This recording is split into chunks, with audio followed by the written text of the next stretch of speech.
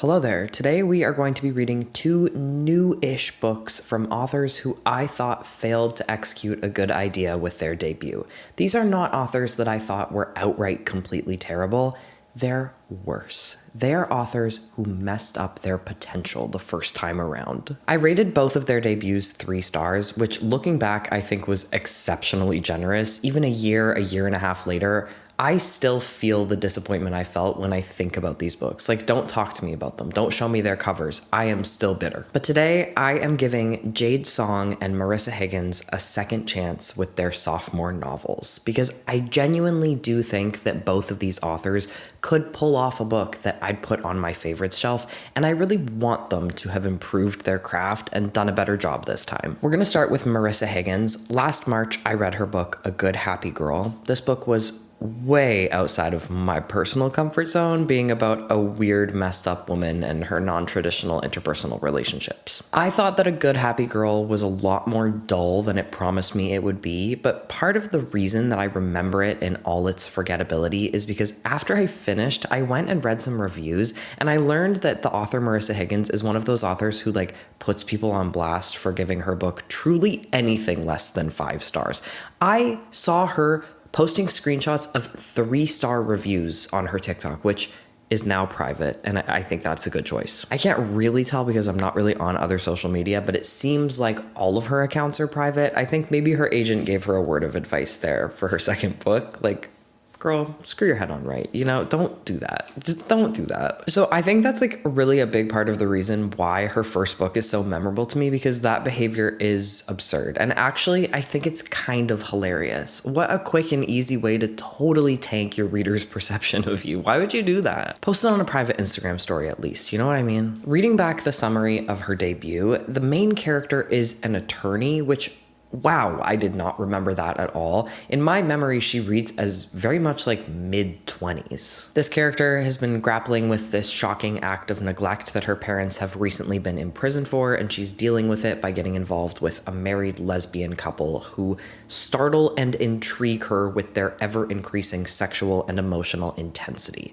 So that sounds kind of awesome, right? Now, the book was not any of that. First of all, I want to say that it is an egregious and borderline offensive lie to claim that there's any kind of spiraling or ramping up with the relationship between the main character and the couple. Their dynamics and the characters themselves remain entirely flat through the whole story. The summary also claims an exploration of all sorts of things that I felt like the actual book barely touched on: poverty and incarceration and queer domesticity. It skirted around actually engaging with these topics and having substance of any kind because it was too busy doing something else.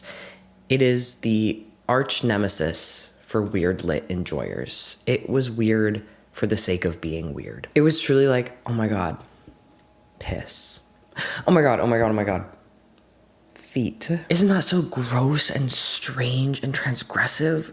Isn't that so fucking weird? It didn't feel like it was written with the understanding of the heart of weird characters, and it doesn't feel earned. I also had the complaint with this book that it was all tell and no show, and it drew very clean lines between the past and the present and left no room for me to interpret how things affected each other, which made it all the more difficult to connect to the very flat characters. But what sticks with me more than anything from A Good Happy Girl is how much I just did not mesh with the writing style. I thought it was over-the-top melodramatic purple prose that was somehow both overwritten and absolutely filled with very basic spelling and grammar mistakes. So in reading Marissa Higgins' second book, Sweetener, I am hoping that she has written more complex and nuanced characters that I can think about and connect to, and I'm really hoping that her writing style has grown from what I hated in A Good Happy Girl. But I recognize that there is a solid chance that Marissa Higgins and I are simply incompatible. And being now 100 pages into Sweetener, I'm becoming convinced that might be the case. This book has its issues that I will articulate, but I also just want to say that I think fundamentally Higgins is not the writer for me. I just don't like the way that she writes, and that isn't her fault. There are things that are her fault though, and I'll get to them. I wanted to be able to put my bias against her aside, but I don't really think that I can, so I want to acknowledge that. There is a part of me that cannot help but roll my eyes when I think about the way she treats her readers, and I can't stop thinking about that. If this book was awesome, I think I could have looked past that, but the bar is higher for her because of it. And the final thing working against the possibility that I was ever going to enjoy Sweetener is that I just moved. This book is not written for the brains of people who just moved. And that is on me, not Marissa Higgins. So I went into this book totally blind because I love doing that. I haven't even read one single line of the summary. And sometimes summaries say things that don't happen until 3/4 of the way through the book. So I'm not even gonna read it right now, even though I am already at like the halfway point. What I can tell you is that so far, this seems to be about a recently divorced couple who both date the same woman unknowingly. There is ostensibly sugaring involved, but it like really has not shown up in any of their dynamics in any meaningful way. So this is gonna be confusing and you're gonna have to stick with me. Higgins has named both of her main characters Rebecca. There is a little conspiracy theorist in me who thinks that she might have done this to make a job like mine harder, but there's also obviously something going on there with like the loss of personal identity in a marriage, especially a same-sex one. I'm just like suspicious of this author, but I will give it some grace and say that as confusing as it had the potential to be while reading, it's not nearly as bad as I expected. I just know that I'm not going to be able to communicate it very well, and you're probably going to get confused, and that is okay. So this is alternating perspective, and we start with Rebecca's perspective. We only ever get the perspective of one of the Rebeccas. Maybe that will help you. This Rebecca that we get the perspective of, I would call the pathetic Rebecca, and I would also say she's probably the main character, though I do always feel like whoever I meet first in an alternating point of view story is the main character. She is the only one who narrates in first person, and what little story there is pretty centered around her. So I think I'll call her main Rebecca instead of pathetic Rebecca, but she is pathetic. That's an important thing to note about her character. She's mourning the loss of her marriage to the other Rebecca. It's a very kind of familiar falling apart story involving two unhappy people making each other even more unhappy the longer they stay together. There also seems to be some pretty serious alcohol abuse on the side of the other Rebecca, which seems like it was the root of most of the couple's problems and was not something that the other Rebecca was willing to address, and it brought with it a lot of volatility. So this Rebecca, main Rebecca, the one who's narrating, she is scrolling through a gay sugar dating app while she waits to do a job interview for a 1-day-a-week early morning shift at a bakery, and she's pretty desperate to get this job. Tragic to say, but in this first chapter, I was taken right back to reading A Good Happy Girl. Higgins' writing style has not really changed, and in my opinion has not improved at all. It's still extremely melodramatic with very excessive prose. It's not quite purple, and I called A Good Happy Girl purple as well, and that is not exactly the right descriptor for it. It's something different. I would call it MFA writing. It's one of those books where every line begs to be read out loud in a dramatic voice that overuses metaphors and similes that never flow well, but it's not necessarily overly descriptive in a way that I think purple often implies. But for example, here she describes the woman interviewing her for the job as having a face that whispers a hangover. That I think is a particularly... Ooh.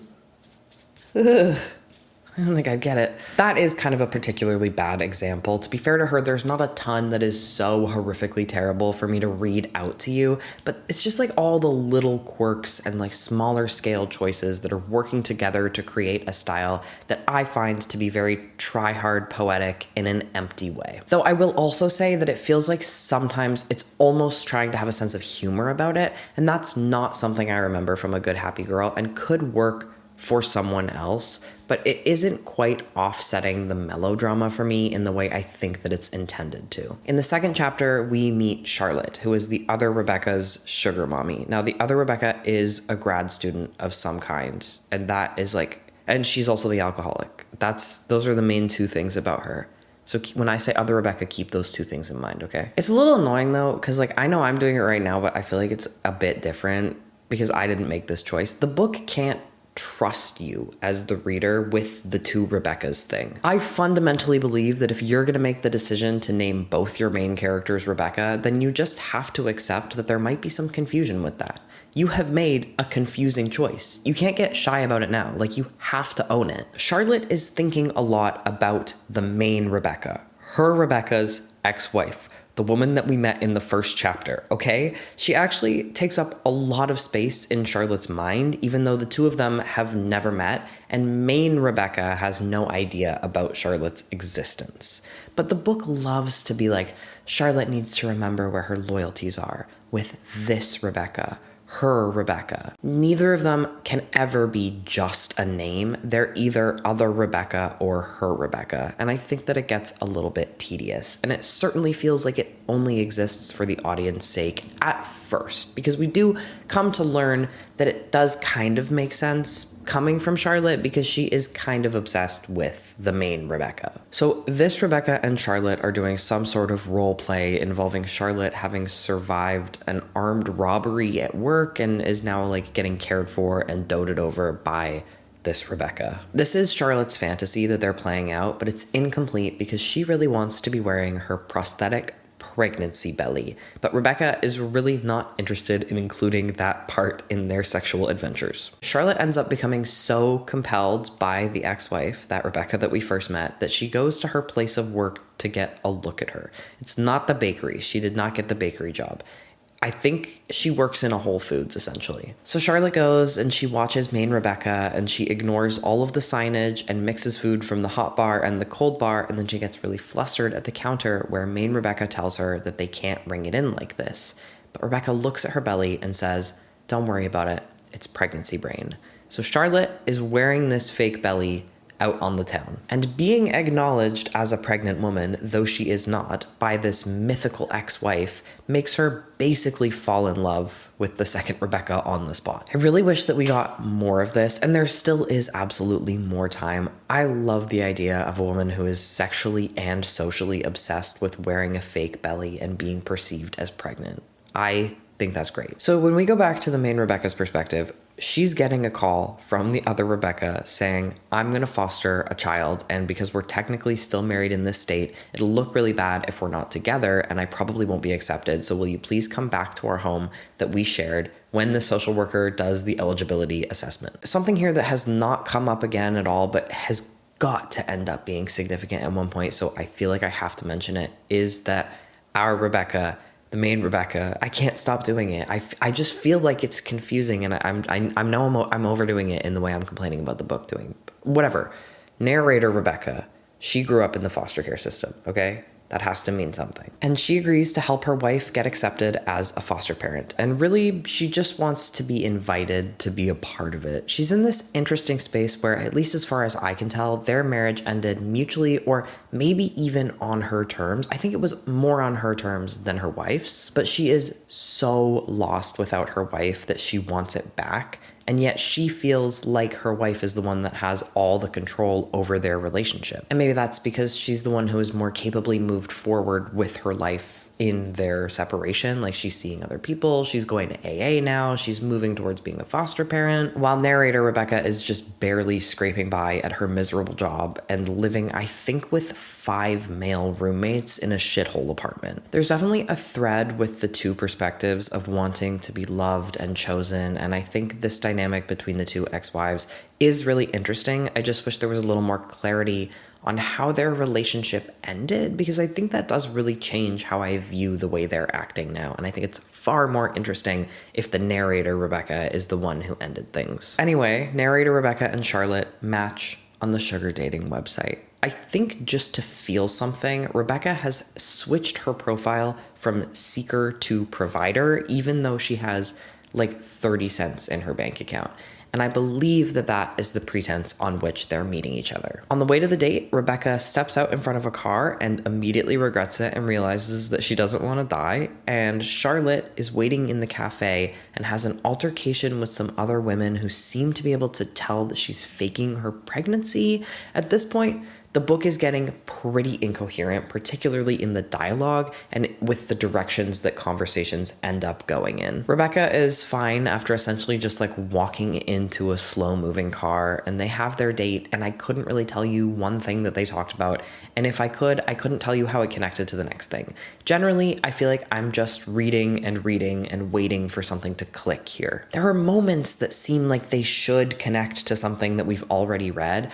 I appreciate that this book isn't entirely holding my hand through everything and showing me every single in-between moment, but it's also making me feel a little bit unmoored. Like, Charlotte looks at the other Rebecca's dog and says, I'm gonna win you over. But Charlotte and the dog have interacted plenty already, and that idea hasn't come up at all. Like, it hasn't been said, and I haven't picked up on it being an underlying thing even a little bit. So why is she saying it? Like, this is something that has been established. It does feel like things just come up out of the blue. And sometimes I'm okay with being left to fill in the blanks and make assumptions. And I would certainly rather it be like this than the hand-holding with no room for interpretation that was happening in her debut. But a lot of the time, this has gone way too far in the other direction. 100 pages into the book, I shouldn't still feel like I've been thrown directly into these women's lives. Like, I need you to give me somewhere to find my footing. I feel like so far this book is way more focused on creating a specific vibe and atmosphere and writing in a particular way than it is on clarity and communicating an idea, and that is making it feel very tedious to me. It makes it hard for me to want to care about this when I don't know how much I'm meant to be understanding, and I feel like everything is given the same emphasis, but so far almost none of it has been important. The dialogue is hard to understand, all of the conflicts are incoherent, and I've read lesbian books with incoherent conflicts. Like, anyone? That book both sucked and ruled. Those characters were fighting about nothing, and it felt so authentic and also somehow exciting while also being really boring. Don't get me started. Don't get me started on Daikette. It's beyond description, and I agree with everyone who loved it and everyone who hated it. The characters in this book are also fighting about nothing, but I literally just cannot follow the arguments. I don't know what they're saying. I think it might be because I don't know the characters as well as the author does, and she isn't doing a good job at communicating her characters to me. The writing style is also keeping me at quite a distance from them. It's very detached, and there's not much in the way of vulnerability in how it's written, even though the whole thing is centered in the very personal, very interior lives of these women in their relationships. The writing has really been a struggle for me. There's less notable mistakes in this one, but they are still there, and they are still there alongside that overwritten prose. Most of the paragraphs follow a very similar pattern that I find really annoying, which involves something being said about the characters, and then that thing is broadened into a generalized, cheap cliche. Like, for example, talking about her body feels like an imposition. Don't we all want to be ourselves without explanation? Ew, come on, I don't know, I just hate that. That kind of structure happens at least once a page, and I just think that it's stupid. I'm sorry, that's not a very good critique. It's feigning insight. By the way, on that quote, something that I forgot to mention, main Rebecca believes that Charlotte is pregnant, and on their second date takes her to some sort of mommy and me wellness workshop, and Charlotte is miserable the whole time because she doesn't like being around other pregnant women who she thinks can sniff out her lies. I want to be clear in telling you that I think I am making it sound a lot more exciting than it is, and I don't even think I'm making it sound exciting. There is really no tension with the whole fake pregnancy thing, because you know that whenever someone figures it out, the conversation that will follow will be borderline incomprehensible. And even though we are getting her first-person perspective, we don't know Rebecca well enough to know if she would even give a fuck that Charlotte is wearing a fake belly. I'm not even halfway through, so I don't want to make any grand statement yet, and I am giving it room to surprise me.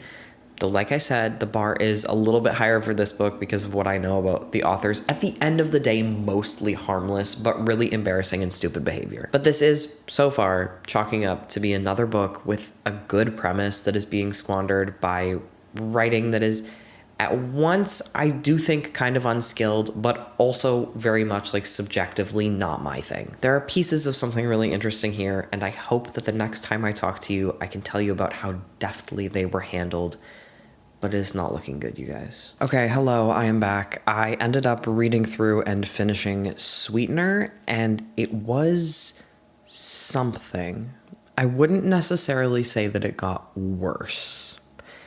Did it surprise me? No. So last we talked, Charlotte had been seeing both Rebeccas without either of their knowledge, falling pretty hard and fast for narrator Rebecca. The ex-wife, the other Rebecca, kind of falls into the background here for like a good chunk of the book, though there is still this foster care thing in the works. The main relationship, though, is the newly developing one between Charlotte and narrator Rebecca, which was formed on the pretense that Rebecca, who is struggling to keep her head above water, would be the provider. So there is meant to be tension with that, with Rebecca freaking out over the expectation that she'll pay for whatever it is they do together. And there's also supposed to be tension with Charlotte and her fake belly that Rebecca doesn't know is fake. I would love to be scared with Charlotte that Rebecca is gonna find her out, because I think that thread of the book is endlessly compelling if it were to be done right. But I just can't make myself care because no stakes have been established, to the point that you sometimes question, alongside Charlotte, whether or not Rebecca does know about the fake pregnancy and just doesn't care. There is a little bit more tension with the money stuff, but I think that has less to do with anything that Higgins is achieving in her writing and more to do with it just being like a familiar thing, like being broke, not knowing what you're supposed to be paying for, awkwardness around discussing expectations with money, being in a very different financial situation than someone that you're with and not knowing how to navigate that. Those are all recognizable, and it's not hard to evoke the stress of them without really doing all that much. And I don't really feel like I can credit any of the tension that there is to Higgins herself, because it really is not written differently from the rest of the book, which is, like I've said many times now, absolutely devoid of tension. So Charlotte and main Rebecca go for dinner at Charlotte's friend's Olivia's place. Olivia has been somewhat part of the story, but she isn't really all that significant to me, at least. Sorry, Olivia. She has a really serious eating disorder, which is something that causes Charlotte some amount of stress and that she feels responsible for managing. They have been friends for a very long time, and they both come from rich parents. There's also some sort of ongoing argument between the two of them that has to do with art. Olivia is like a full-time artist, and Charlotte does some art, is maybe also actually a full-time artist, but a lot of Charlotte's art is kept mostly to herself, and Olivia thinks that she's not like applying herself enough or whatever. It's pretty much incomprehensible, as is the rest of the conflict in this story. However, I actually think that in this case, it makes sense to be incomprehensible. Like, you have to consider that they are pretentious artists with wealthy parents and immense privilege. Like, yeah, of course they're just gonna kind of like make up some friction to bring some excitement into their lives, to feel something. Anyway, Rebecca has a weed brownie before they go for dinner, and she is absolutely fucked out of her mind the whole time. And it's actually extremely annoying because it's treating weed as though it's just like regularly a hallucinogen, and then that's fine and that's to be expected and not like a pretty rare reaction to have. I do think I was probably not giving Higgins enough credit here, but it is common enough for authors to not be able to properly convey the effects of drugs and alcohol, so it wouldn't have been totally out of the ordinary for that to be the case here, but we do find out later that Rebecca had actually eaten a shrooms brownie, not a weed brownie. It's not really important. I guess it's meant to show how disconnected she is from herself, that she took a completely different drug and didn't even question how she was feeling. But like, kind of again, an issue I'm having with this book, I don't think it should be totally up to me to be reading in significance and analyzing so much to pull anything from it. Like, it should help a little bit, right? I know I might sound like a hypocrite because I said that her first book held my hand way too much. She's just going so hard in the other direction, and it's like irritating me. And it's irritating me because I don't care about this story. I don't care about these characters. I don't feel like the book has earned my time and energy. If it was a really good book, I would love like digging into it and like really thinking about things and what they mean. But here I'm just like, I don't know. Like, it's all on my back to figure it out. And maybe there isn't anything to figure out. Like, I could just be pulling shit out of my butt. Like, I don't know if Marissa Higgins intended anything when she wrote this. So there's a part here where the three women are shopping for ingredients for the dinner that they're going to make, and they're at a different Whole Foods branch from where Rebecca works after almost going to hers, but she managed to like make up a lie to send them away.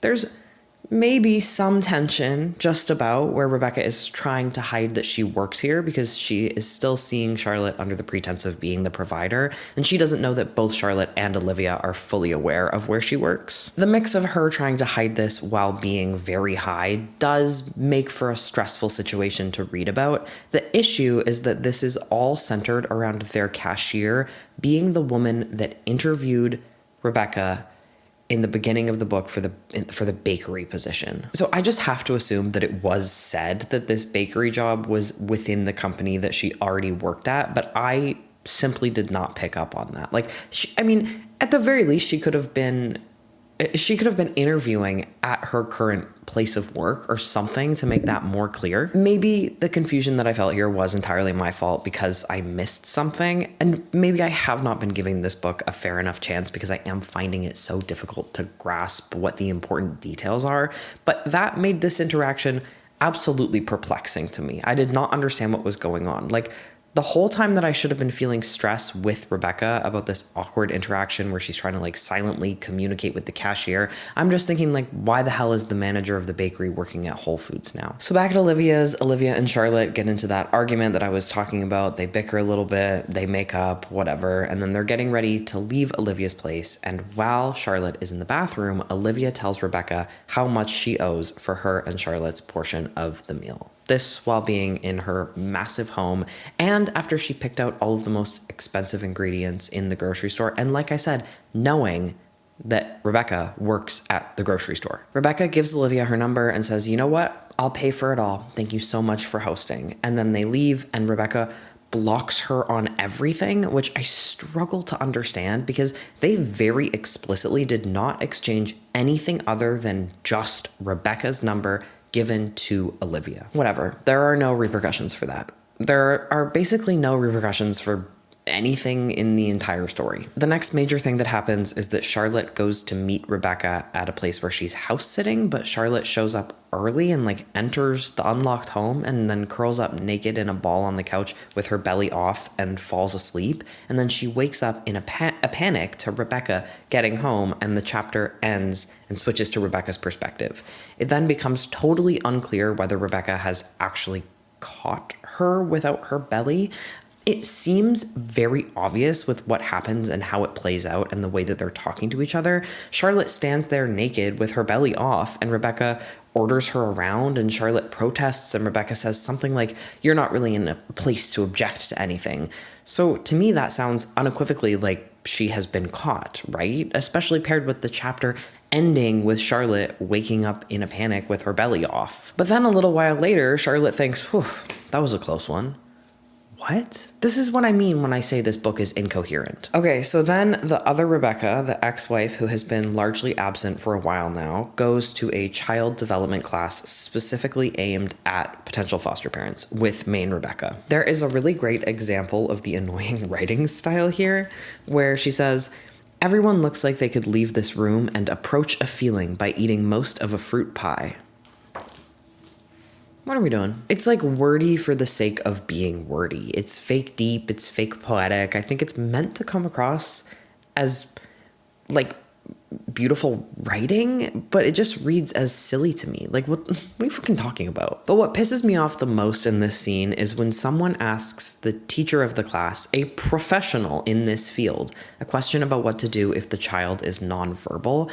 And then, like, not even all that related to the question that was asked, the ex-wife Rebecca answers the question when the professional doesn't know what to say to it. And she says, you have to give the child a choice between two things. And the fucking teacher's like, wow, I have never thought of that before. Everybody, write that down in your notebooks. As if that is not, like, number one, Childcare 101, as if there's any world where no one else had ever thought of that, including this professional, and as if that's how it works, like as if there's a structured logic to parenting techniques, and the teacher would say, yeah, just write that down just because someone said it and not because she knew that it worked in practice. That just like really pissed me off. If there's one thing that I'm going to remember about this book, it's that. It's having your character say the most basic knowledge on a subject that most people who have had any experience with children would know, as if it's an insight so fresh and new that it impresses the professional in the field. And also, it didn't even really have anything to do with the original question that was asked. It's just like shoehorned in. Okay, then there's more stupid conflict. Charlotte invites Rebecca to a luxurious fancy spa, and Rebecca, for some reason, insists on paying, even though Charlotte is already primed to. They still have never had a discussion about their sugaring dynamic, to be fully clear, and Rebecca literally does not have the money to pay for this. So just let Charlotte do it. If it were at least to talk about how she wants to provide for Charlotte, or the feelings she has being the provider in this relationship, then it would be fine. But it seems like she's just doing this out of nowhere, and it almost seems like she has little control over what she's doing when she offers to pay for things. So during the massage, Rebecca is touched in the wrong spot on her back, and it triggers a memory of abuse that she experienced as a child. And it's so vivid that she rears back and she hits the massage therapist. This, of course, causes a big scene, and lo and behold, their spa day is comped. It's on the house, which seems kind of crazy considering that she did hit the massage therapist, but I guess I can see that happening. This sexual abuse is brought up here and then never really again. I will say that I'm not 100% sure, but I think that there were some hints towards this. I feel like I can remember a focus on backs and shoulders being touched, and I'm sure if you were a reader who connected more to this book, then this would be a moment that felt like it fit in with the rest of it. But for me, someone who really has not connected to this book, it did feel quite out of the blue. And then it never really coming up again made that feeling even stronger. So the whole story reaches its climax during the Rebecca's home visit with the social worker assessing their suitability as foster parents. At the same time that the Rebeccas are pretending to be a happy married couple and answering all of the questions perfectly and correctly and putting on the best performance, Olivia, Charlotte's friend, is in crisis. This is probably my favorite part of the book, where Charlotte is really worried about her friend, and she's also at the same time pissed off. She's having thoughts that feel very real, but that I don't think many people would ever say out loud. She loves Olivia and she wants her to be okay, and she's also really angry with her for being so messed up. And she knows Olivia's in danger, extremely drunk and mentally very fragile at a bar downtown in the middle of the night, but she really just doesn't want to have to go all the way down there and pick her up. I don't know, I thought it was written quite well and very thoughtfully. I like how Charlotte is grappling with so many different emotions and how paralyzed she is and how varied the root of that paralysis is. She doesn't feel like going downtown, and that's part of it, but she also almost doesn't want to fully acknowledge how bad the situation is by mobilizing, and she's also paralyzed by fear that Olivia will not be okay. And Olivia ends up institutionalized with no input from Charlotte, who does go and see her after a long time and after going back and forth about it for a long time. And when she's there, Charlotte keeps emphasizing to Olivia that she doesn't have to stay, that she has every right to leave this hospital, which is like really terrible advice because Olivia is totally a danger to herself right now and also emaciated, but it tracks to me that Charlotte would want her to leave. She doesn't want to see her friend in a place like this, and if she leaves, then everything could go back to normal. If she leaves, then there's nothing that they need to address. If she leaves, then she's fine, and if she leaves, then Charlotte has done a good enough job of keeping her afloat. I really do want to give Higgins props for this part. This is really the first time in the novel that I felt a lot of thought was put into the character's inner world, and that she actually communicated it in an understandable and interesting way. It does, of course, fall right back into the Marissa Higgins status quo of dialogue that takes seemingly random turns and arguments that I couldn't begin to fathom no matter how many times I reread them. Olivia and Charlotte end up in a physical fight in the hospital, and Charlotte is removed from the facility, so she drags herself to the Rebecca's place, where, like I said, they are doing the assessment with the social worker, and they are also dealing with a really sick dog that they are hiding in the bathtub. There is something here with the dog getting sick from eating a plant that Charlotte gave to the less important Rebecca as like a representation of their love, but I find it very difficult to spend time thinking about symbolism in a book that I don't care about. And also, I don't really think that that one's all that opaque or in need of deep thought or analysis. So one of the Rebeccas has been frantically texting Charlotte asking to borrow Olivia's car to take the dog to the vet as soon as the social worker appointment is done. But Charlotte shows up in the middle of the appointment, sobbing and freaking out. She's told in very harsh whispers to wait in the car, and she says, okay, and then she steps around whatever Rebecca it is, I think the less important one, to enter the house. In the house, she proceeds to tell everyone that she was just mugged. The social worker is super concerned and attends to her while both Rebeccas just gawk, because they know that this is a fetish of hers. The appointment ends early, even though both Rebeccas try to usher her out. The social worker is kind of like judgmentally saying, your friend is in crisis, like she needs you right now. And so she leaves. And then the three women all pile into the car with a just about dead dog and rush her to the vet. Of course, this is where it's all coming out that Charlotte knows both women and has been pursuing two sides of this divorced pair. It also comes out for main Rebecca that Charlotte has been faking the pregnancy, which as it turns out she is upset about and did not know. She's upset enough that outside the vet, her and Charlotte get into a physical fight. Everyone is always getting into like minor tussles in this book. I think it's so silly. Is that real? It feels like it's conveying like a cat fight, and there's something that seems almost borderline misogynistic with how physically harmless these fights are and how easily the participants can kiss and make up afterward. It almost feels to me like it's perpetuating the ideas that women are weak and that physical abuse isn't really an issue in lesbian relationships because of that. I might be reading into it too much, but it does feel a little bit weird to me. The final chapter involves narrator Rebecca basically stealing a baby. Not even basically, that is actually exactly what happens. She just like takes a baby from a woman in a waiting room who was rude to her at work a couple of times and that she recognizes. And then she shows up at the other Rebecca's door and her and the baby are welcomed in with open arms. I guess it's meant to be like, look, she got her happy ending, being accepted back into her ex-wife's home, but you know that it's all temporary and there's no way that this faux family will ever last and that the Rebeccas will never work out. So it's just setting aside all of that kidnapping stuff because I don't even know what that was and it felt stupid as fuck, like so fucking stupid. In theory, besides that, I like the rest of this ending, this climax to the story, like this kind of big blow up where everything is laid bare and it all comes out. That is what the book has been building towards. But once again, like I've said many times about this book, I just don't feel the tension that I should in this moment where it all comes crumbling down in this chaotic shitstorm.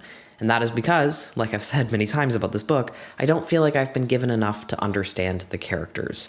What does it mean for the other Rebecca to lose out on this foster care placement? I have never really at any point understood this seemingly out of the blue and very fast-tracked desire to be a foster parent. Because it feels like it sprung up out of nowhere, it doesn't really make me think it would be completely devastating for her to not get it.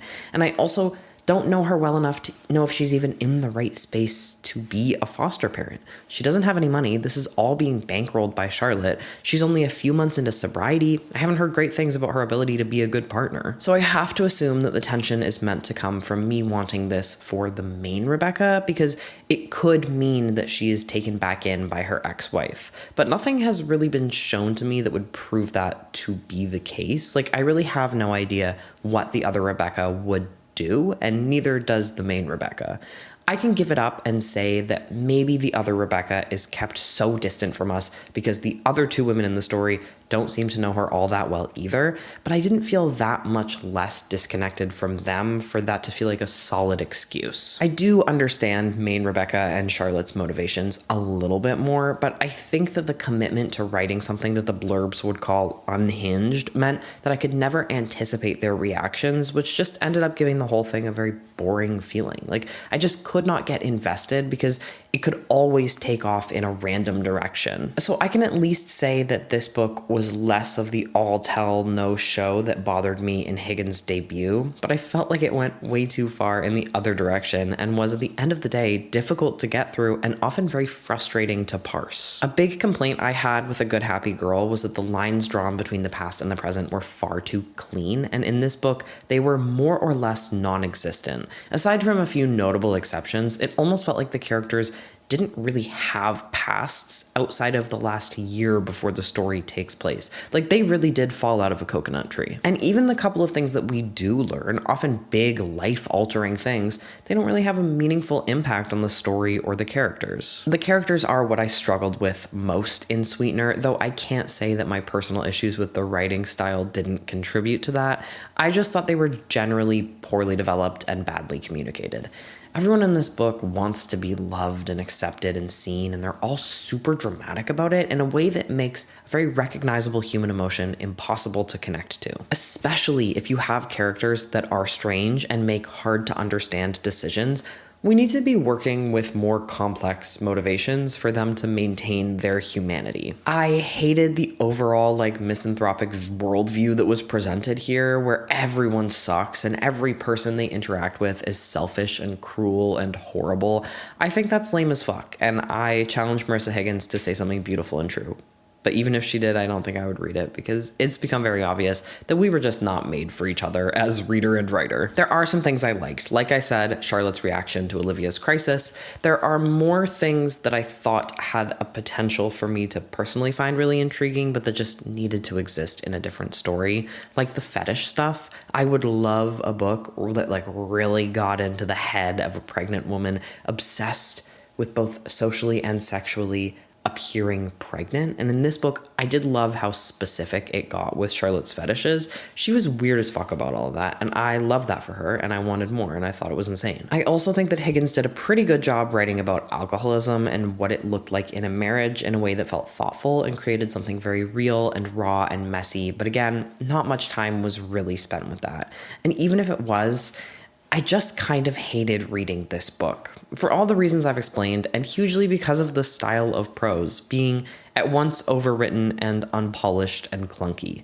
I actually think that I disliked this a lot more than I didn't like A Good Happy Girl, and I'm really hoping that that doesn't end up being the case for the next book, because I'm gonna seem like a piece of shit who hates everything. So hopefully soon I will update you singing the praises of I Love You, Don't Die by Jade Song. All right, so I'm now 100 pages into this book, and we are going to talk about it, but first we're going to talk about Jade Song's debut novel, Chlorine, a book that immensely disappointed me. When I picked up Chlorine in September of 2024, I was certain that I was opening up my next 5-star read as a horror novel with a unique premise. It's about this teenage girl who is so engrossed in her competitive swimming that she slowly morphs into a mermaid in this magical realism body horror kind of way. It was about the pressures and abuse faced by young athletes on all sides, and how it was particularly potent for the narrator having immigrant parents. I think an immigrant single mom. It was 2 years ago that I read this book, so please don't quote me. It was definitely an obsession story. It had an extremely unlikable narrator, so very much up my alley in that way.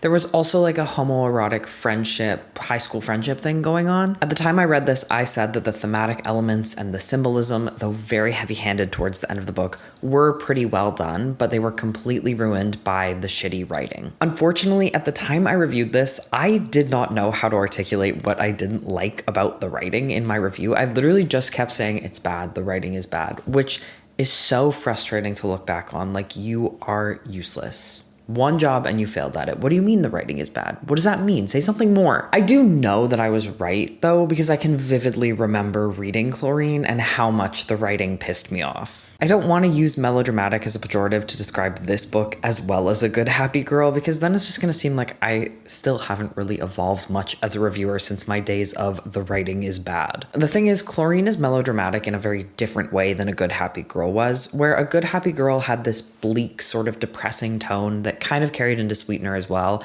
where no sentence is necessarily important. It's all kind of meaningless. Chlorine was melodramatic in a teenager kind of way, where it felt like every single line was supposed to carry a punch with it. It was all so weighted in a very juvenile way, which does kind of make the book follows a teenage girl, but being directed at adult readers, there's only so far you can go with that before it gets fucking grating. The book was extremely voicey, being written retrospectively from the perspective of the main character as an adult, already having completed her transformation into mermaid. So she speaks in this very detached way and makes sweeping statements about humanity and distances herself from humans, but she's also immersing herself back in the time of the story and speaking as her younger self, who, like I said, kind of fucking sucks. So as the novel progresses, it becomes harder and harder to want good things for this narrator, which kind of eliminates the stakes that are built up around her swimming career and her interpersonal relationships. But the book really does want you to care, and it felt like it wants you to be hit in the heart with these relentless wannabe mic drop lines,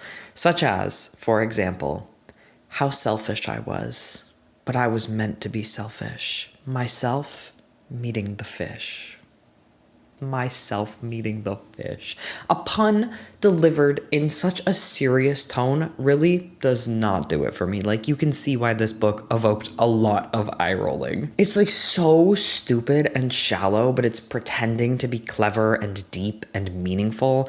I remember Chlorine also being extremely wordy, and most of the words felt like they were being conveyed by someone with a really dramatic side bang and fingerless gloves made out of socks looking up at you from under their hair. I also felt like it wasn't edited thoroughly enough. Even now, just skimming through it, I can see that that's the case. It's super clunky in a lot of places, and she underuses commas in a way that offends me. And Chlorine sold itself as a horror novel, but really truly was not up until the very end, where the body horror that's promised in the first chapter finally comes in. And by that point, I was pissed off at the book and disappointed because I really do love the concept of Chlorine. In my review of the book, I said that I was looking forward to seeing more from Jade Song because I thought she had a lot of the hard parts down and just needed to grow past her amateur writing style and get a better editor. So because I trust Jade Song in coming up with a compelling and unique concept, and because, like I said, I really love going into a book blind, I have no idea what her sophomore novel is about. And that kind of remains true 100 pages in. So far, it seems like I Love You Don't Die is about a young woman in corporate America who is extremely depressed and obsessed with death and its inevitability, and she gets involved with a married couple, or at least a couple who's in a long-term relationship, which is kind of funny because that is in some ways the plot of A Good Happy Girl. But this book is very different than anything Higgins has ever written, and while it hasn't totally grabbed me yet, I am so relieved to be reading something that I can comprehend. And I think it's really boosting my perception of the story. Like, Jade's Song, you need to thank your lucky stars that my hold for Sweetener came in first. So chapter 1 introduces us to Vicky, our depressed narrator working her kind of shitty but also kind of cushy 9 to 5 and living in New York City. Right off the bat, hearing that, you might be thinking what I was thinking. Song is going to have to do something very new and fresh to make this book stand out as memorable. That feels like the plot of half the books written in the last 10 years. Vicky is both nihilistic, often repeating very similar sentiments about how little her life or life in general means, how everything is pointless and all we can count on is death. And she's also paralyzed by how much she does care by like the state of the world and what it means for all of the people living in it. It's very much like everything is horrible, life is meaningless, everything and everyone is dying, and death is the only inevitable thing, and now I need to sit up in my bed and open my laptop and listen to my insufferable boss give me this brief on our Earn brand's newest collaboration. Her work is pretty significant in the novel so far, which I'm sure has not gone over your head that the woman obsessed with death works for a company that makes urns. She also lives above a funeral home. I think these are eye-roll inducing in their heavy-handedness, like truly ridiculous how unsubtle those details are. I feel like you asked a 6-year-old where someone obsessed with death would work and live, and that's what they came up with. There is a way of showing Vicky's obsession with death that Song uses that I think is way more unique and less caricature-y, and that's through her collection of jade. Please excuse my pronunciation. I promise you, I have Googled far and wide, and I have found very little, and all of it was contradictory. Even if you don't recognize the name, I'm sure you probably know the practice. Jade is paper art burned as offerings for the dead. Vicky lives again above a funeral home and in Chinatown, and she's constantly buying jade, and her apartment is filled to the brim with them. That's a lot cooler than like simply she works for an urn company, right? Like, at least that has something intriguing about it beyond just word association. Anyway, the urn company. This urn company was founded by a guy who seems like he's gonna end up really important just because of how much information we're given about him. His name is Ernie Hayworth. He is the gay son of a line of rich and famous actors. Both of his parents and his grandparents are very famous, and it seems like in this universe, fame and celebrity is a little bit different than how it is today. Ernie Hayworth is like Princess Diana levels of famous, and I'm not just saying that because of something that we learn in a couple of chapters, though it is definitely influencing me. He apparently just has star power, like he's got the it factor, and he turns heads wherever he goes. Everyone loves or wants to be this man. And I guess I can just tell you the Princess Diana thing right now. Ernie founded this company after the very public car crash that killed both his parents, his grandparents, and his lover, but left him completely unscathed. This crash was very well documented and spread all over the internet, and at the funeral for all 5 of these people, he announced that he would be starting a brand that created urns to help people face the inevitability of death and cope with loss and yada yada, a whole bunch of perfectly polished but ultimately meaningless PR drivel that everyone fell for, hook, line, and sinker, and that no one saw as weird and exploitative because he is just that girl. Seeing all the extremely graphic videos of this car crash had a really positive impact on Vicky because it allowed her to face the fear of death that had been plaguing her since childhood, and it brought an end to the horrific nightmares that she would have involving her family and friends dying gruesome deaths. So she closely followed the brand that Ernie unveiled at the funeral and applied only there after she got her degree as a copywriter. And she also got really into watching videos of people dying for a while, though I haven't seen that come back up and I'm not sure if it's going to be part of the story or not. That is the context for where Vicky works. In chapter 2, we meet her best friend, Jen. In another extremely unsubtle bit of symbolism, Jen works at a wellness company. Because while Vicky believes in death, Jen believes in life. This is kind of an extraordinarily mean thing to say about someone whose book that you actually think is fine, and I don't mean it as viciously as I think it's going to come across, but I feel like a large problem with Jade Song's writing in both Chlorine and this one is that sometimes she thinks her ideas are way smarter than they are. Like, maybe she has too many yes men in her life. Though that aspect is way better in this book than it is in Chlorine. I can absolutely tell that she has matured in that way, and this book feels far less juvenile, mainly because there aren't as many really shallow lines being presented as genius clevernesses. So at dinner with Jen, we see a completely different side to Vicky than the person that we were introduced to. She is depressed, but she is not truly rotting away in the way the first chapter would lead you to believe. With Jen, she's more sarcastic and far less mopey than you'd expect. She has more life in her, or at least she's able to pretend to. And she's kind of a horn dog too. She keeps lusting after this person at another table who she continuously calls the gender rejecter, which I think is a little bit strange and off-putting, but maybe not totally uncharacteristic, though at this point, like, it's really just a few pages into the book. I don't know this character very well. Jen encourages Vicky to get on the apps, and when they part for the night, Vicky does respond to a couple who liked her on Tinder, Angela and Kevin. She is used to and enjoys dating couples as the third person. Monogamy is way too much for her at this stage in her life, and she likes being a little bit on the outside of her relationships. She's kind of got that I abandon people before they can abandon me or before they can die a gruesome death thing going on, and that works for her in regards to dating couples. I do want to give you one guess as to where Vicky and Angela and Kevin meet on their first date. You are correct. It is a cemetery. They kind of hit it off, particularly Angela and Vicky, with Kevin kind of like lingering in the background, which feels realistic to me. Sorry to all the Kevins of the world. Then there's this big event for Vicky's work, all centered around her idea for the leader of the company, Ernie Hayworth, to change his name to Ernie with a U. Now that is obviously ridiculous, and Jade Song knows it. The book is being very ironic with Ernie's fame and power and the absurdity of marketing in corporate America. Whenever Ernie speaks, Vicky is totally enthralled by him, despite her personality feeling like someone who wouldn't care. She totally has bought into the mythos surrounding his celebrity. But you can tell that you as the reader are not meant to, even just from like little details, like the way he'll casually bring up how his trip to India helped heal his soul after the most important people in his life died brutally in front of him. No one is writing about white people taking spiritual trips to India unironically in 2026. I think this is subtle enough when you're actually reading the kinds of things Ernie says when there's a microphone in front of his mouth. Part of you is thinking like, am I meant to be falling for this? Because as a worker under him and as a regular person, Vicky completely and totally has. But if you pay just a little bit of attention, everything he's saying is nonsense. And that feels very true to life with how fame and influence works. Though in other ways, particularly in regards to Ernie and to Vicky's job, this book comes across as a little bit fantastical. There's this urn company that is apparently very famous and successful that Vicky comes up with marketing ideas for, such as a promotional thing where you can send your ex an urn engraved with the message, "I wish you were dead." That to me is just like an unbelievable amount of humor and jest for an urn company that I feel like a good portion of the population is not ready to accept when it comes to death and would hold the company back, or at best be something that Vicky needs to think about when she's coming up with ideas. The level of fame surrounding Ernie also just feels over the top. Like, that funeral of his entire family was called the event of the year, and every person in America tuned in to watch it.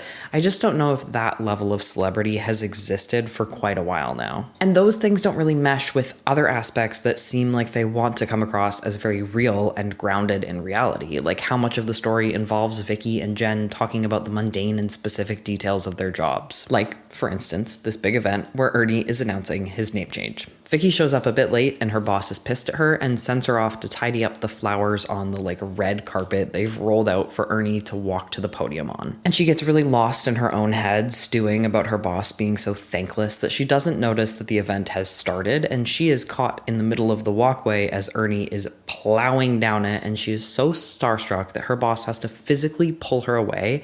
And though, like I said, you don't really fall for Ernie's shtick, there is a lot of tension surrounding it. I found this scene very stressful. I didn't want her to mess up this moment.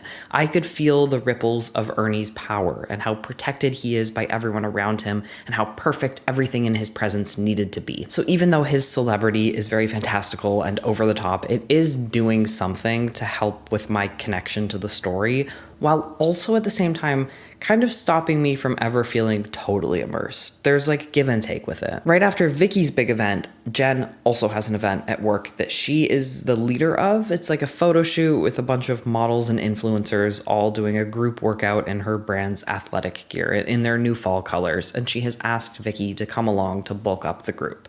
When Vicky gets there, Jen is frazzled and frantic and hands her some stuff to change into, but they're in the middle of a public park in New York City, and she also hasn't given Vicky the right size. So Vicky puts the clothes off to the side and stands at the very back of the group, kind of disrupting the very carefully planned aesthetics of the photo shoot in her black and gray clothes. Then when Jen is near her during the workout, Vicky starts rattling off facts about how the park that they're in is actually a cemetery and there's dozens of dead bodies in a crypt below their feet, all while Jen is really stressed trying to direct this shoot.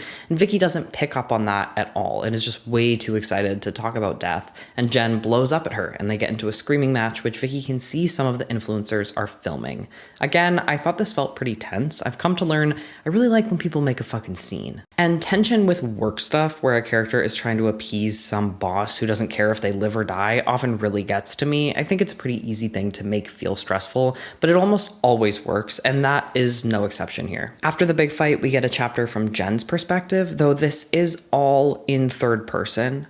It's just following Jen omnisciently. Jen is walking around the city and everything reminds her of Vicky, and it all makes her so angry. They haven't spoken in longer than they've ever been apart before. She imagines all of the death facts that Vicky would bring up about all of the things that she sees, how she would compare Jen's freshly painted nails to the color of blood, and on and on. She starts convincing herself that she doesn't even need Vicky, that Vicky was never a good friend, which in a lot of ways, it seems like she wasn't. But Jen's angry mind is clinging to fair and unfair evidence to support this. She's thinking about her entire history with Vicky, about all the ways Vicky has wronged her and all the good Vicky has done and how it wasn't even that good because any friend would do that.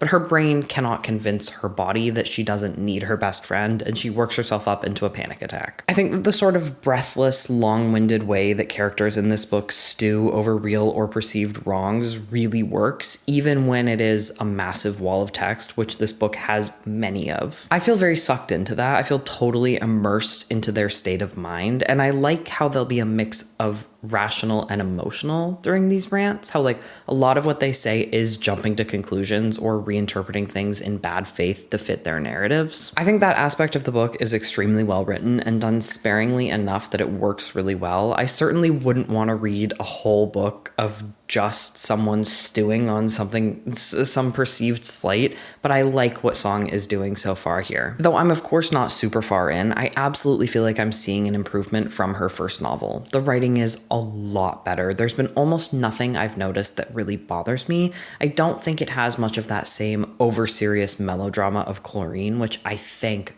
God for, especially having this very depressed main character who I am intrigued by. I'm intrigued by all the characters. Like I said, I'm really enjoying how Vicky can be so contradictory. I like how she's disillusioned with her job and with life itself, but not with celebrity when it comes to Ernie. At this point, I think I'm just hoping that it goes somewhere interesting plot-wise. An Angel would lose its wings if Jade Song was just writing straightforward contemporary literary fiction. I will see you after I have read some more of this, and I will let you know how I'm feeling. Okay, bye. Okay, hello. I was planning on updating you at 200 pages, but I got there and it just didn't feel like it was worth sitting down and talking about, so I ended up finishing it.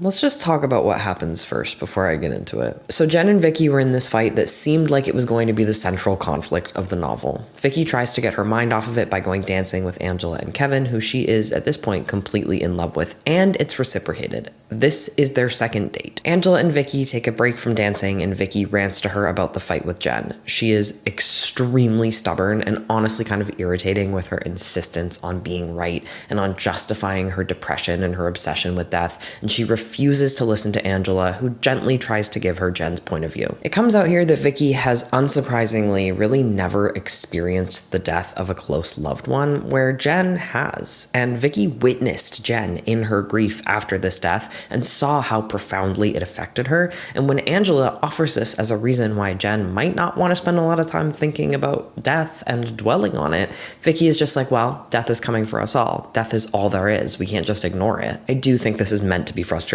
I doubt that the reader is intended to agree with Vicky here, but it's just kind of making me not like her, especially in hindsight. Like, I love a narrator who is wrong sometimes. I love when an author isn't afraid for their narrator to be the shittier one in a conflict. But when your main character is always in the wrong and is always stubbornly refusing to admit when she's in the wrong and then never really grows or changes in that regard, it gets really tired. And that's how I feel looking back on this conversation. I feel tired. Around here is also when I started thinking that I had maybe been a little bit too generous in regards to the writing style. I often come back to a book after having written my thoughts down and spoken them aloud to the camera. Like when I read the first 100 pages, I come back to it with fresh eyes, and that was the case here for sure. The rose-colored glasses that I was wearing after my frustrations with Sweetener had lifted. I noticed it first in the descriptions. This isn't a very flowery book, but it sometimes tries to be, to emphasize when Vicky is feeling good and is open to the world.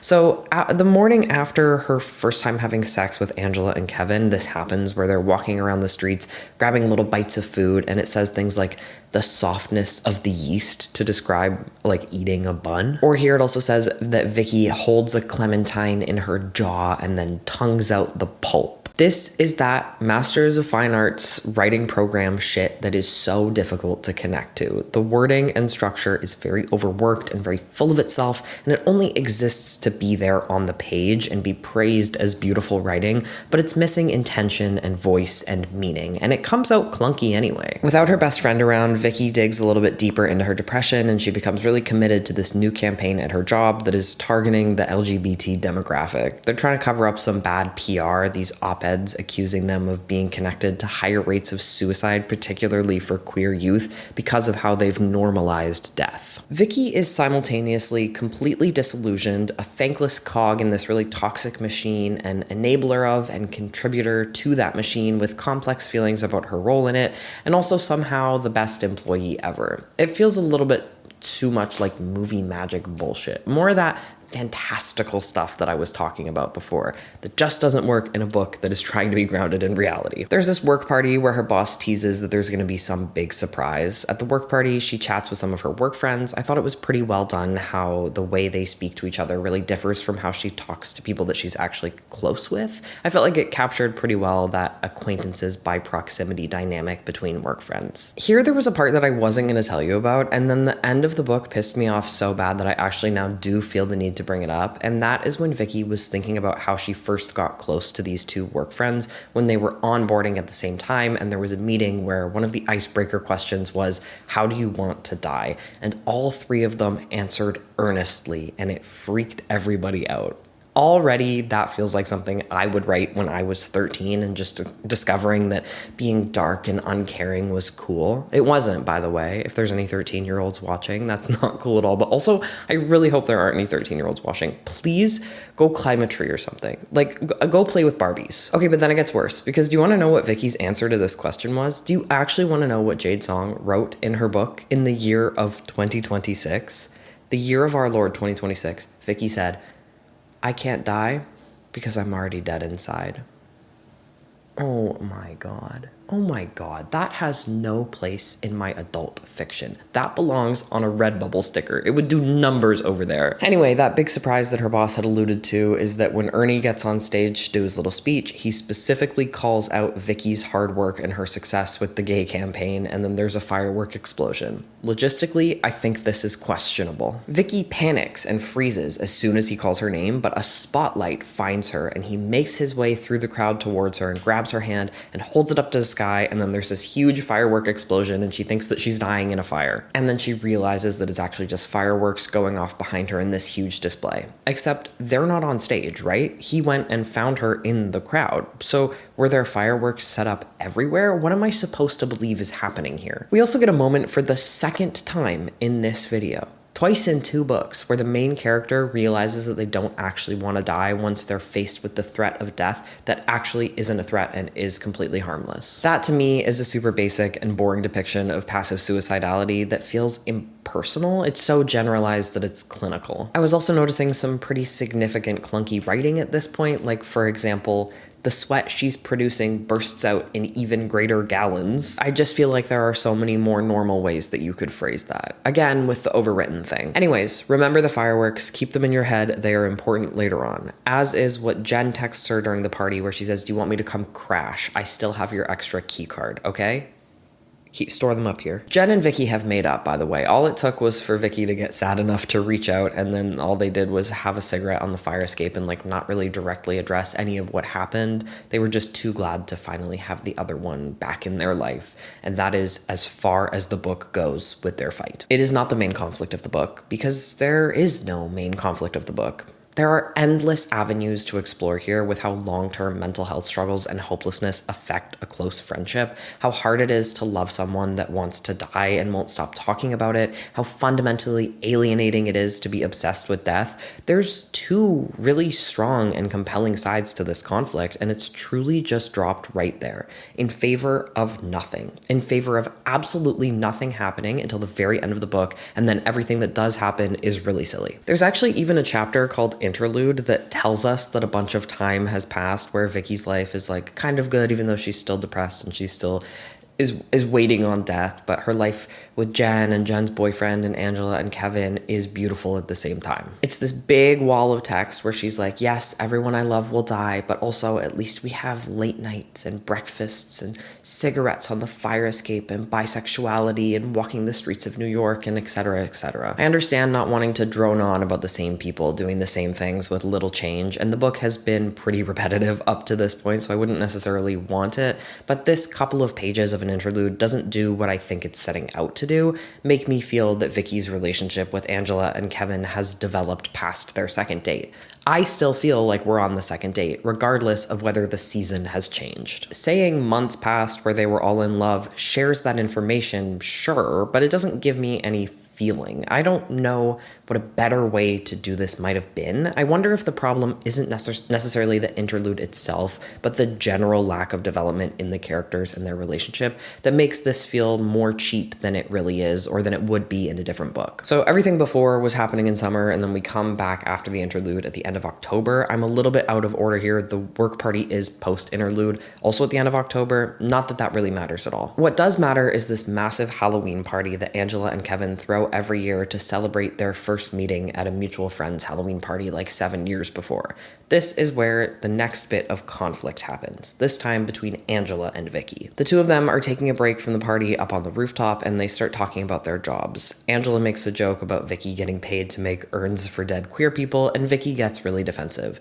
This is something that I want to give some praise for. Vicky has really complex feelings about her work, and she struggles to fully understand her own thoughts about it and how they incorporate into her worldview. She hates her job, she hates her bosses, she's always doing the bare minimum, but also she cannot really engage with the ethics of what her company does without having to question her whole life and her role in their negative impact on the world. So she defends it as much as she can. And if she can't defend it, then her defense is, well, would you rather I starved? As if there is no other choice for where she could work. Though Jade Song has made it very clear that she honed in on this one company and never tried to work anywhere else. I found this to be so utterly realistic. Like, you can feel the exact ways that she has justified her involvement and the exact things that she avoids thinking about. And you also have a pretty good understanding of how she would treat someone in her same position if she worked somewhere else, where this job would fit into her personal ethic system if she wasn't the one doing it. It just felt very true to life, and I thought Song communicated it well, where I was both frustrated by Vicky's selective but not quite willful ignorance, and also totally empathized with and understood her need to remain ignorant. And I was both frustrated by and emphasized with how her defensiveness came out so strongly, particularly with Angela, who works as a damn labor organizer. Like, yeah,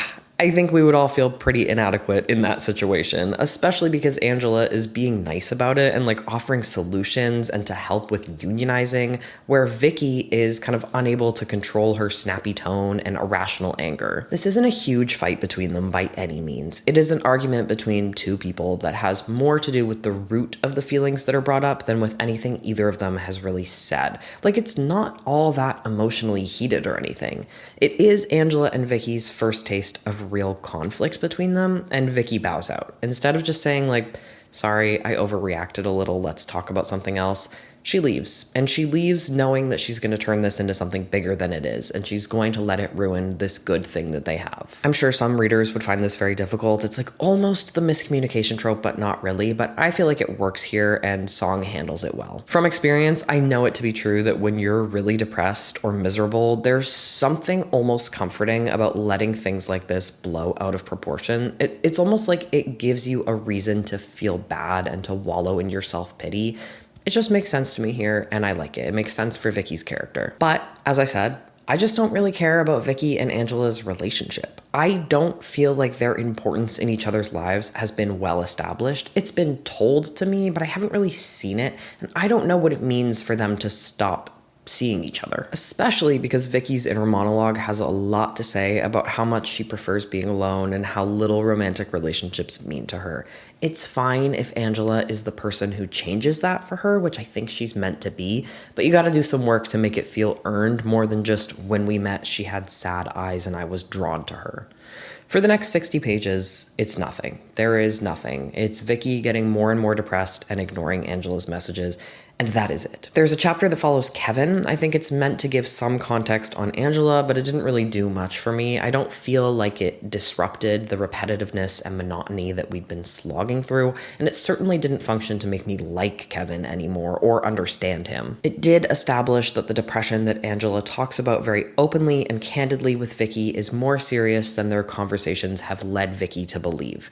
It also, for some reason, gave a lot of context that justified their non-monogamy, which I felt was unnecessary, especially this far into the book. Why are you getting self-conscious about it now? The reader that you're writing this for, who thought it was weird, is far past being swayed by your explanation of it 40 pages from the end. So after a long time of silent treatment, Vicky finally decides to reach out to Angela, who has sent her many checking-in texts, but now, uncharacteristically, doesn't respond.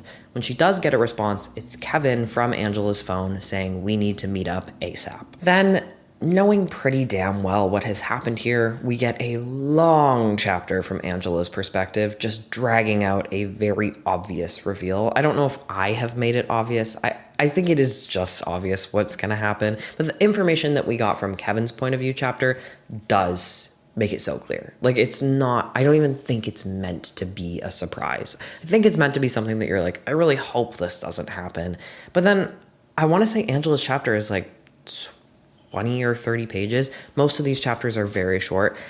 It just feels like a slog. It just feels like it's padding it out. Angela's chapter is all about her lifelong obsession with bathtubs and spending hours soaking in bathtubs so she doesn't have to feel anything. It has been a long time coping mechanism for her. I know that this might be a bit of an unfair nitpick, but in going through Angela's life and detailing her bathtub thing, there's a story of her falling asleep in her dorm bathtub and waking up having soaked the whole hall in water. This is like a traditional dorm hall. It's not like dorm apartments. And there's a bathtub? I'm not saying that's totally out of the question. I know if I just came out and said, what the fuck kind of dorm has bathtubs, I would get 1,000 comments. I would get 10,000 comments about how the dorm you went to had a bathtub. Though that is unheard of to me, what I really want to ask is who is using a communal dorm bathtub? Shivers down my spine. I am absolutely sickened by that. It just feels like that was a story that Song wanted to tell without really thinking about it too much. It's pretty shoehorned in. This could have been something that happened in a shared housing situation, but then there wouldn't have been the voice of a concerned RA telling her to take care of herself. As we're going through this chapter, waiting for the obvious to happen, which I'll just tell you now is Angela taking her own life, or at least incapacitating herself while trying. I don't know why I was keeping it a secret before. It is dragging, like I said. And that's not just because it's really difficult not to feel like this is all just padding before the big reveal.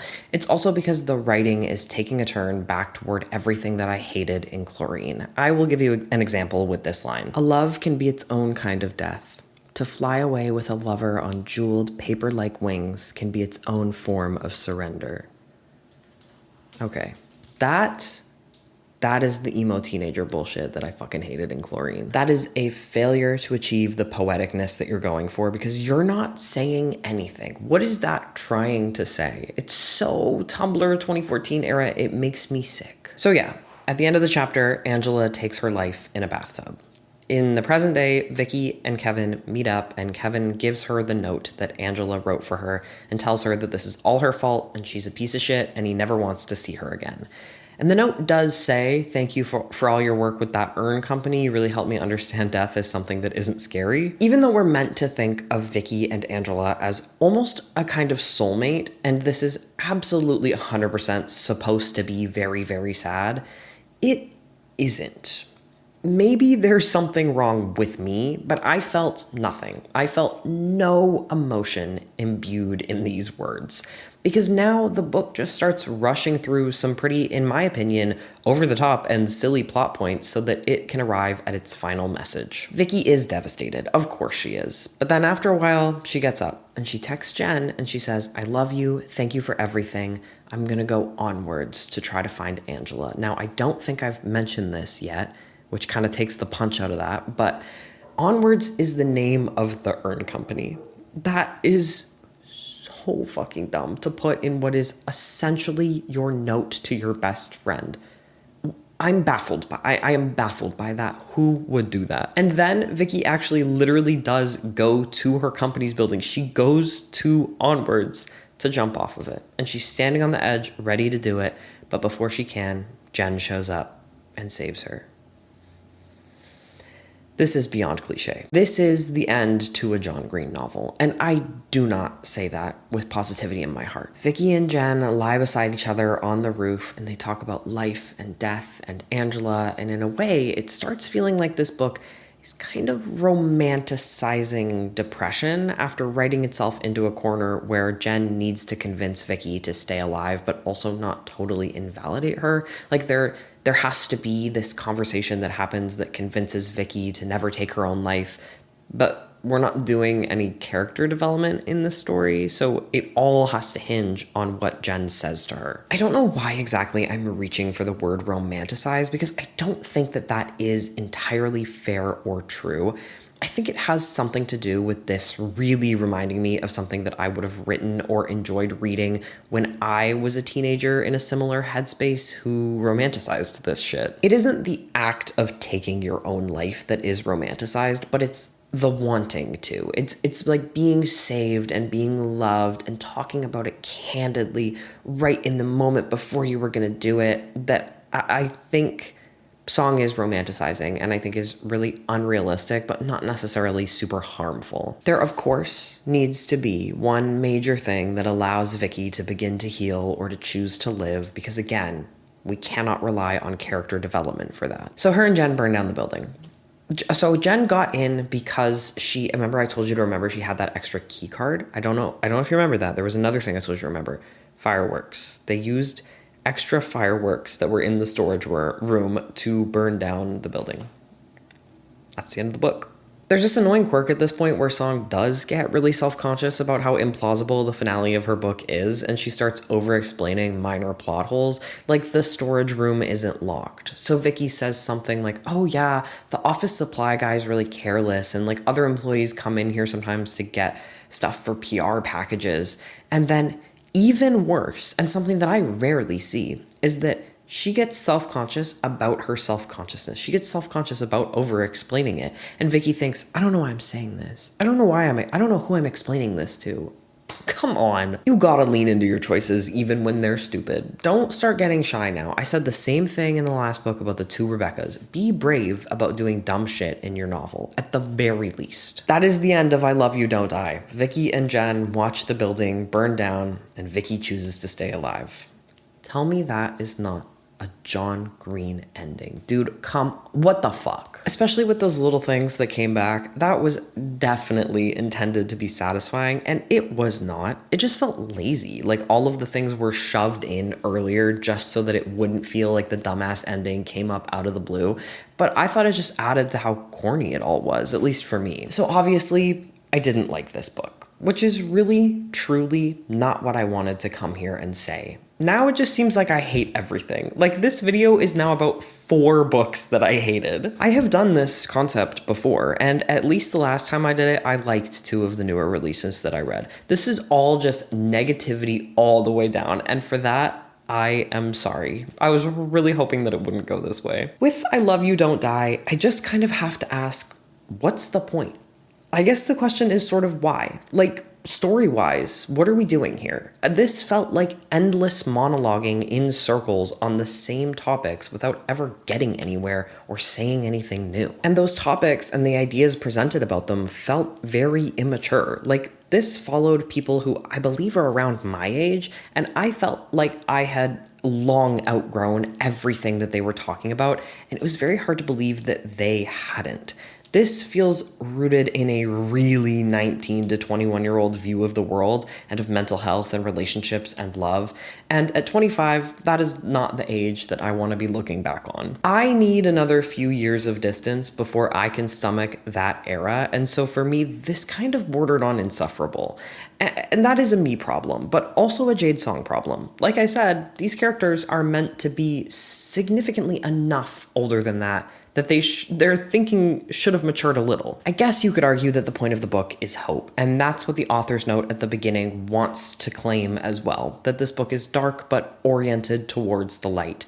But I don't really buy that. I think that the switch to hope at the very end felt like a betrayal of Vicky's character, and that the message was that through basically no effort of your own, or even no really like will of your own, if you do something life-changing, you can save yourself, or that love is enough to save you. I find that, again, really immature and also kind of lacking in nuance, especially because, say it with me, the characters were given such little development. I am a broken record. Especially Vicky, who had some moments where I thought that her characterization made sense, and lots where the contradictions went way outside the realm of believably intentional. She's so aware of her own faults and the roots of her behavior, and she spends a lot of time thinking about the patterns that she falls into, but then she is often mindlessly making the worst choice possible, which isn't unrealistic, but at a certain point is very annoying. All the characters were inconsistent, but Vicky the most. At one point, the book is talking about how much looking at art affects her, and it says that it stirs in her something that most human interaction cannot.